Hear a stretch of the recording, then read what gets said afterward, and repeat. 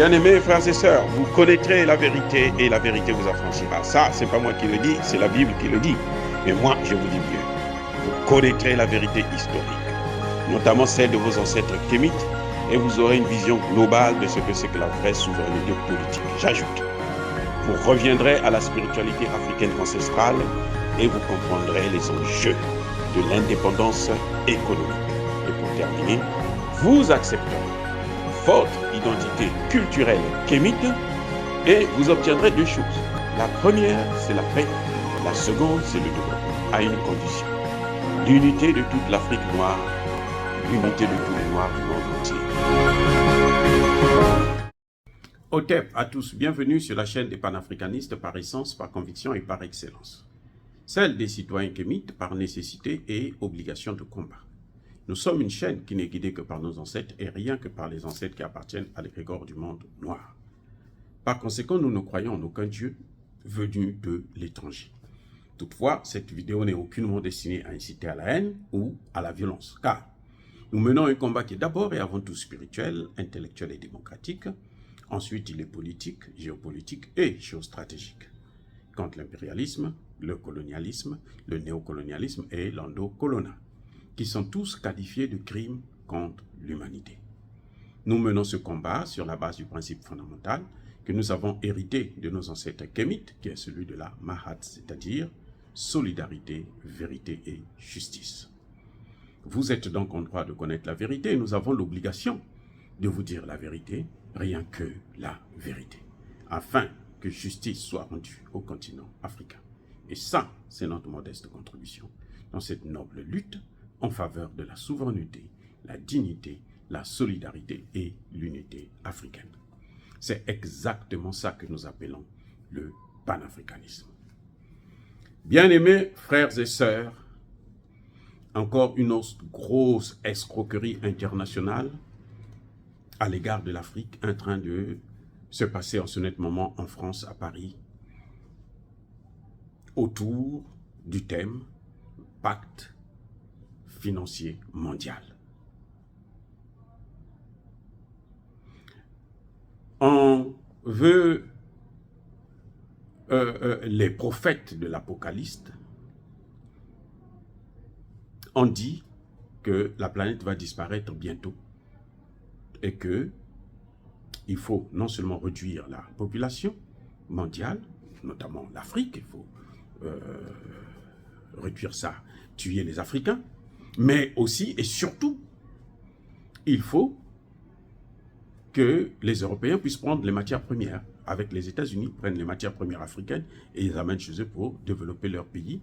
Et chez nous, on doit continuer à souffrir. Il ne faut même pas qu'on utilise même les forêts. C'est-à-dire que ce qui est en train de se passer, on fait de l'écologie une religion écologique. C'est-à-dire qu'avant l'homme africain, il y avait la vie. Après l'homme africain, il n'y a plus la vie.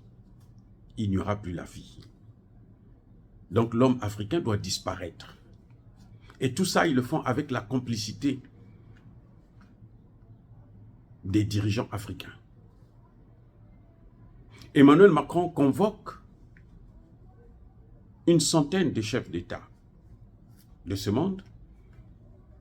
La moitié, plus de la moitié, ce sont des Africains qui répondent, les chefs d'État africains.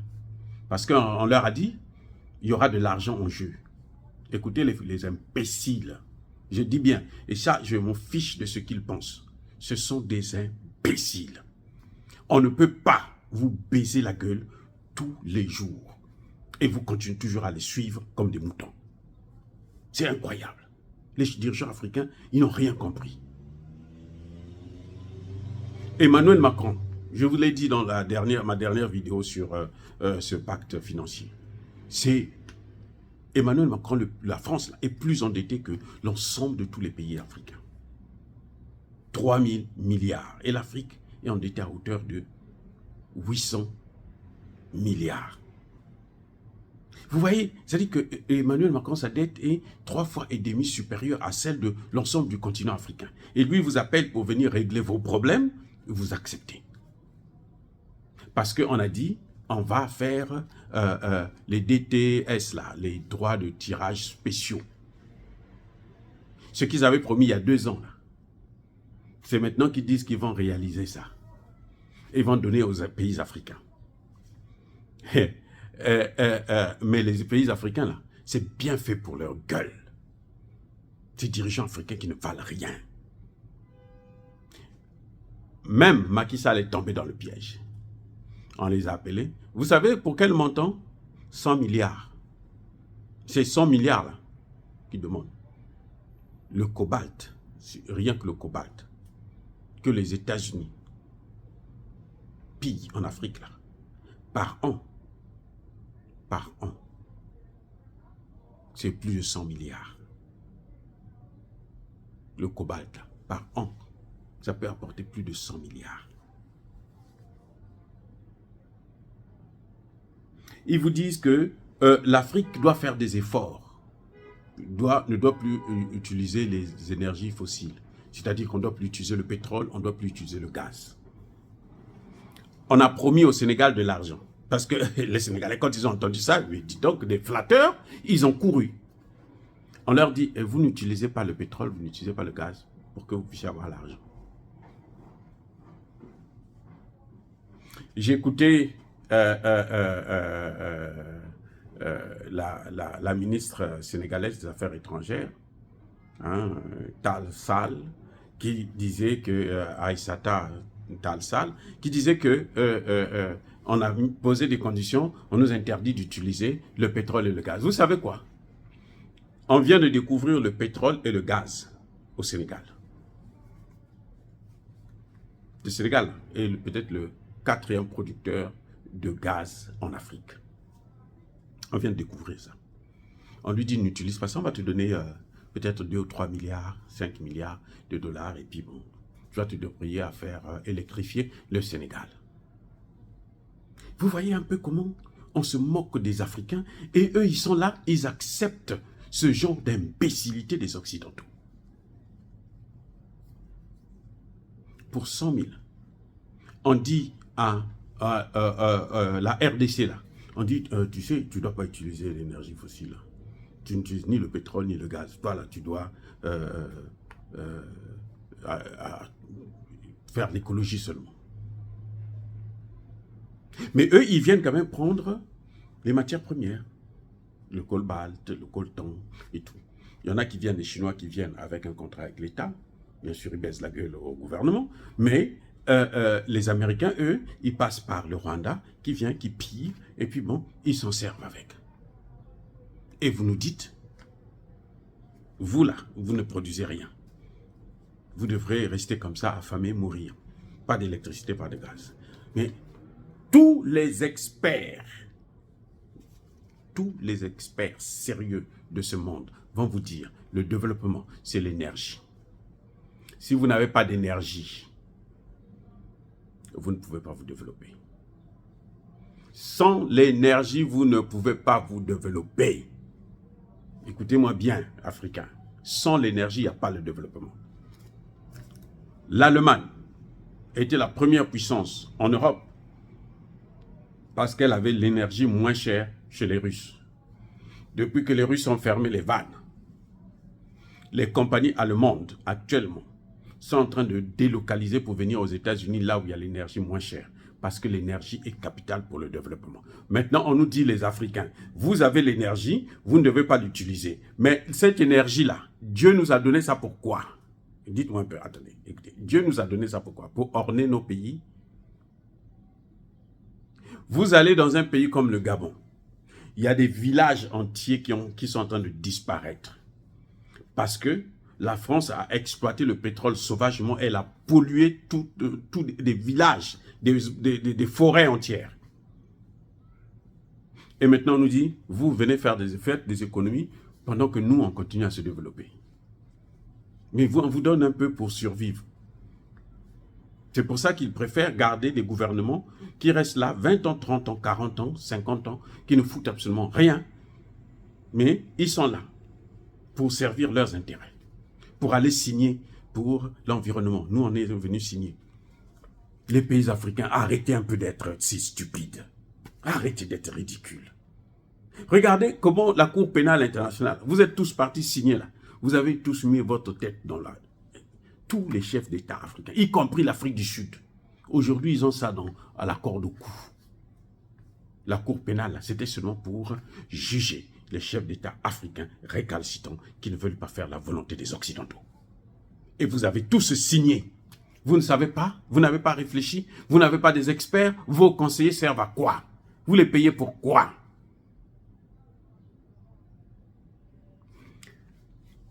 Un enfant qui naît dans des conditions où il n'y a pas d'électricité, il n'y a pas d'eau, ainsi de suite, il y a de fortes chances qu'il meure. C'est pour ça que le taux de mortalité infantile est très élevé chez nous. La Chine avait ce problème il y a 40 ans. Et par an, il y avait 2 millions d'enfants qui mouraient en Chine par an. Aujourd'hui, il n'y en a presque plus. Parce que les Chinois ont l'électricité, ont l'énergie, ont l'eau. Sans l'eau, sans l'électricité, l'énergie, vous ne pouvez pas aller à l'école. Vous pouvez pas, il y a des gens qui ne peuvent pas se faire soigner. Parce que les machines, là, les bonnes machines pour les dialyses, les ceci, faire des opérations et tout, il faut l'électricité. Vous n'en avez pas, vous allez faire quoi? Vous allez mourir. Donc on veut vous tuer alors que vous avez tout dans vos mains. On vous tue et vous acceptez de mourir. Mais quels sont ces chefs d'État? Qu'est-ce qu'ils ont dans leur tête? Mais est-ce que vraiment ils ont des cerveaux? Il faut qu'on revoie un peu si ce ne sont pas des animaux. Mais il y a un problème. Eux, ils se sont développés avec les matières premières, avec l'énergie qui vient d'Afrique. Pour beaucoup d'entre eux. Jacques Chirac l'a dit, c'est pas moi qui le dis. Jacques Chirac dit, mais l'argent que vous avez dans vos portefeuilles, c'est le pillage de l'Afrique. C'est pas moi qui ai dit. Jacques Chirac. Maintenant, ils vous disent, oh, vous savez, vos matières premières, là, n'utilisez pas ça. Vous devez faire un effort pour mourir de faim. Et puis, nous, on va vous aider, on va vous envoyer des faux médicaments, des faux vaccins qui vont vous tuer, vous massacrer. Et puis, bon, nous, on va continuer à faire la vie parce que l'Afrique, pour nous, c'est un paradis, sans vous, les Africains. L'Inde n'a pas encore électrifié l'ensemble du territoire, a des problèmes d'énergie. L'Inde. Vous savez, le taux de mortalité, il est à 1 million par an. Ce que la Chine avait il y a 20 ans, 40 ans, l'Inde a ça encore jusqu'au jour parce que, à cause de l'électricité. Et pourtant, l'Inde est avancée. C'est un pays avancé. Mais il n'y a pas l'électricité partout. Chez nous, c'est ça le problème. Vous n'avez pas l'électricité, comment vous allez étudier? Je me souviens quand j'étais encore jeune, en Afrique, on avait une seule lampadaire dans la ville là où j'étais à Sibiti. Une seule lampadaire. Donc le poteau là, le soir, là, vers 18 h, on allume ça. Jusqu'au moins à 22 h, 23 h. On éteint. Mais le soir, là, chaque soir, vous venez là, sous cette lampadaire là, et vous avez plein des étudiants. On était tous là, les élèves de l'école, tous on venait lire là. Mais imaginez qu'on n'avait pas ça. Avec les lampes, la lampe, ça n'éclaire pas très bien, ça vous détruit les yeux. Vous n'avez pas l'argent pour aller voir les spécialistes, les ophtalmologues, et puis les lunettes et tout pour acheter. Ça coûte cher, très cher. Donc vous ne pouvez pas étudier normalement. Et quand un enfant ne peut pas étudier, il n'est pas productif. L'intelligence, c'est ça. Ça vient de là. Eh oui. Donc, voilà ce que Emmanuel Macron a appelé le pacte financier, le nouveau pacte financier. C'est comme s'il vous dit, bon, on va vous donner un peu d'argent, vous allez faire un travail, par exemple, un pays comme le Sénégal, pour électrifier tout le Sénégal, eh bien, avec les énergies renouvelables, là, ça va prendre au moins 20 ans. Sans compter que l'industrie, le pays ne va jamais s'enrichir, il n'y aura pas d'industrialisation, et donc la pauvreté va continuer. On ne va jamais avancer. Voilà ce qu'on nous demande de faire. Et nos dirigeants, pour 1 milliard, pour 2 milliards de dollars, ils courent. Les 2 milliards de dollars qu'on donne là, c'est une dette en plus. Vous savez qu'en Ukraine, là, au moment où nous parlons là, ils se sont déjà partagés les marchés pour la reconstruction. Ils sont déjà partagés. Hein. Et je vais vous dire, l'Afrique ne pollue pas.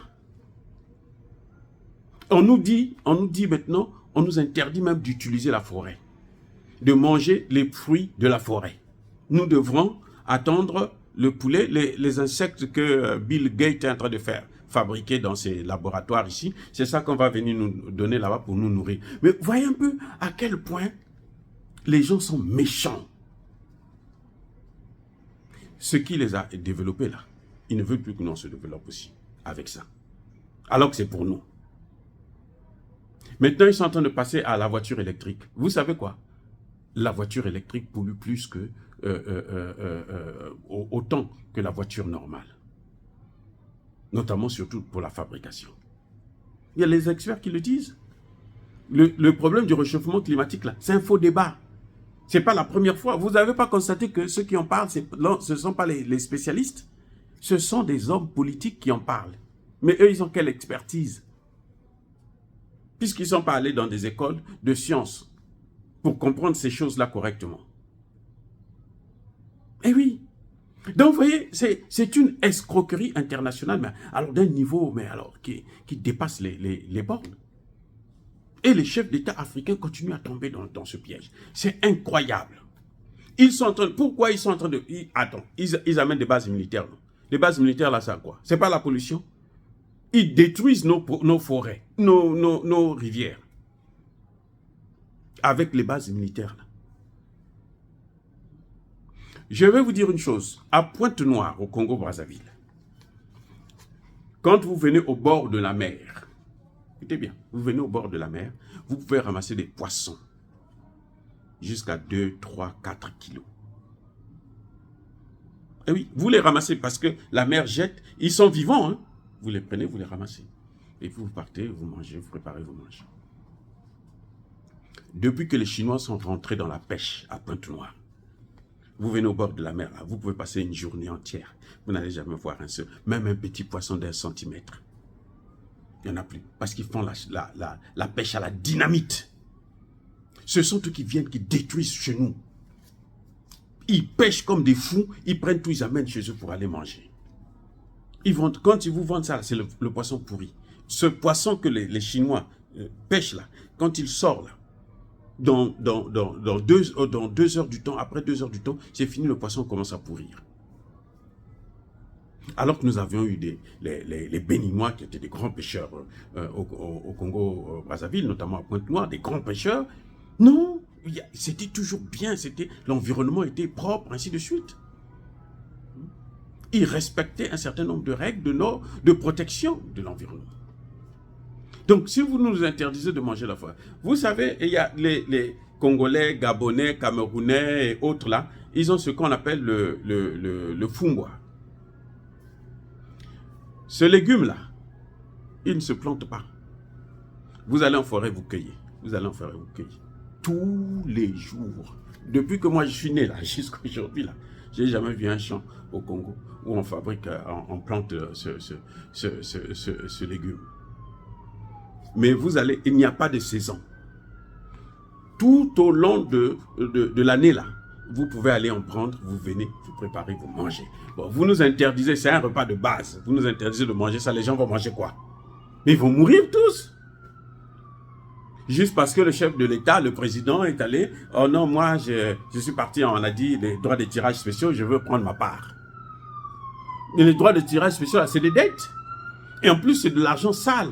Parce que c'est de l'argent qui n'est pas en demande. C'est-à-dire la Banque mondiale autorise à un pays de fabriquer de la monnaie sur aucune base légale. C'est pour ça qu'on appelle ça droit de tirage spécial. Eh oui. Donc, on vous dit, vous n'avez pas l'or qui correspond à ça, mais fabriquez quand même et donnez ça aux Africains. Et eux, ils vont vous remettre ça avec des taux d'intérêt. Donc, vous ne faites rien. Vous fabriquez du faux papier, vous leur donnez, et eux, ils vont vous rembourser ça. Ils vont vous rembourser avec des intérêts. Et en plus, Vous mettez des conditions qui sont telles que vous prenez leurs matières premières, vous venez avec en Europe, aux États-Unis pour transformer. Et puis vous leur renvoyez le produit fini. Parce que eux, ce sont des imbéciles qui ne peuvent pas réussir, qui ne peuvent pas réfléchir. Oh, bien aimé frère, dire cela, c'est inciter à la haine ou à la violence. Non. C'est tellement frustrant de constater que les chefs d'État africains n'arrêtent pas de baisser la culotte tous les jours devant ces hommes-là, ces Occidentaux. Ils sont nés dans la colonisation, ils ont grandi dedans, ils vont mourir aussi dedans et ils veulent laisser leurs enfants aussi dans cette même colonisation. C'est incroyable, incroyable, incroyable. C'est comme si nous faisons des efforts pour rien, nous parlons en l'air, nous prêchons dans le désert, parce qu'ils ont des oreilles bouchées, ces gens. Je dis bien tous les dirigeants africains, c'est incroyable. Oh, les gars, écoutez, soyez bénis. Je persiste et je signe. Soyez bénis, abondamment bénis par le Dieu des Kémites et par nos ancêtres angélisés. Mais que tous ceux qui persécutent le continent africain le pillent et le déstabilisent, qu'ils soient noirs, blancs, chinois, arabes, indiens ou qui qu'ils soient maudits, punis, foudroyés, neutralisés, effacés, écrasés par ce Dieu des Kémites et par nos ancêtres angélisés. Vive l'Afrique éternelle, j'ai dit et j'assume.